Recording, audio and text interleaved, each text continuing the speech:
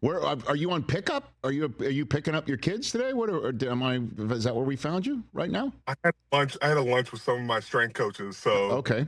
it's to really set up right at the home base. Okay, very good. Did your strength coaches tell you who was in the building today, Cam? Anybody? They did. They did see who was in the building today. Okay. That person's name is what's his name? Who's in the building today, Cam? Are you talking about my trainers? Yes. No, I'm talking about the guy you kind of called out on your pod, Cam. That's what I'm talking about. It's funny. Everybody gave me crap. They said I called him out. I don't think I really called him out. I just said I was not going to go on a darkness retreat to recruit him.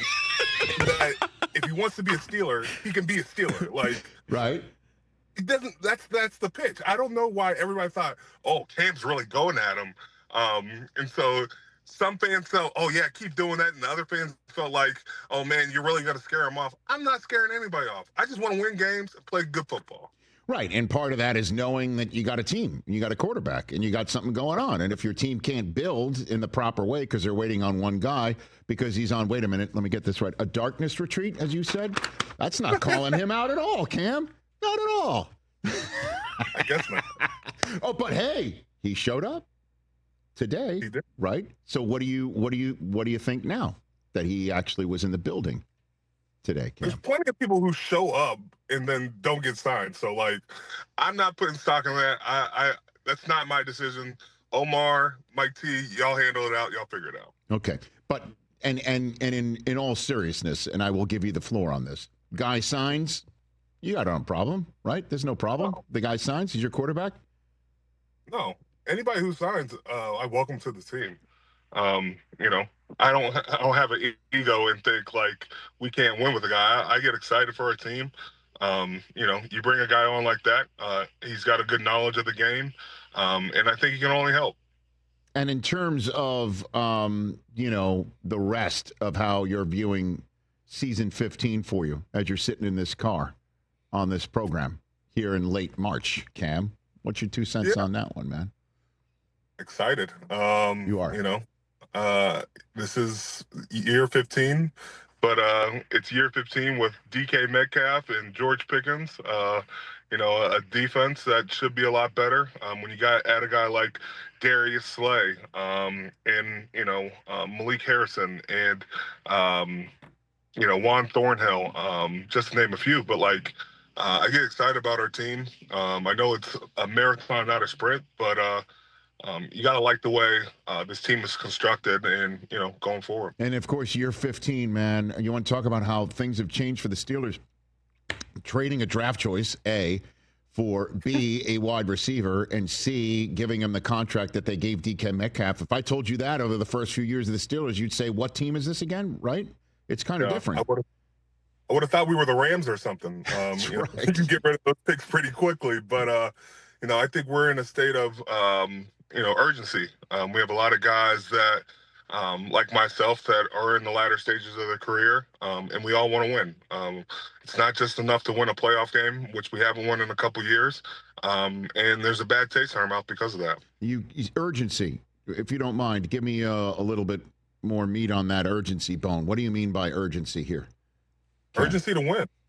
Urgency to do it before we have multiple guys that, hang it up. You have a guy like TJ Watt. You don't just get a TJ Watt and you sit on that TJ Watt. You make sure you maximize those opportunities to win at a high level. And with Minka Fitzpatrick, all pro guys that are, soon to be Hall of Famers that we have so much respect for. We got to win now.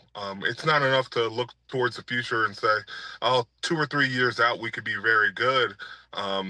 2 or 3 years out, we could be a totally, completely different team. So we got to make the most of this right now. We got to be engaged in trying to win this year. And I like the way our team sets up. We add a guy like DK next to George. And then next to a guy like Calvin Austin, who can fly with anybody. DK is going to get a lot of balls. George is going to get a lot of balls. And we still have a running back in Jaylen Warren that might be the best kept secret.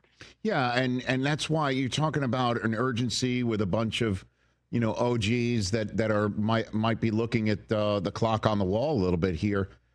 To be honest, that's why Rodgers is kind of a fit there, if you think about it, right? I mean, like, I don't know how much time he considers in his head that he does have left, but it would be similar to what you might be thinking, Cam, and others on the team. That's kind of why it sounds like it's a fit, if you don't mind me just saying that, Cam. Yeah, there's some poetic